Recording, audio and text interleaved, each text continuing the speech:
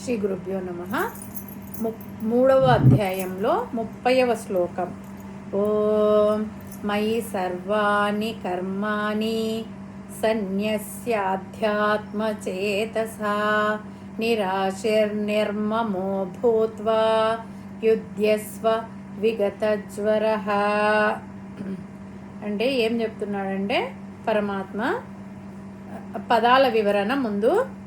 మయి నాలో అంటే శ్రీకృష్ణుడిలో, సర్వాణి కర్మాని అన్ని కర్మలను, ప్రతి చర్యను, సన్యస్య సమర్పించి అంటే ఆయనకే అర్పించి, ఆధ్యాత్మ చేతస ఆధ్యాత్మిక భావనతో, నిరాశి అంటే ఫలాపేక్ష లేకుండా, నిర్మమ ఇది నాది అనే భావన లేకుండా, భూత్వ అలా, యుధ్యస్వ యుద్ధం చెయ్యి, నీ ధర్మాన్ని అనుసరించు, విగత జ్వర ఆందోళన లేనివాడిగా, విచారణ లేనివాడిగా,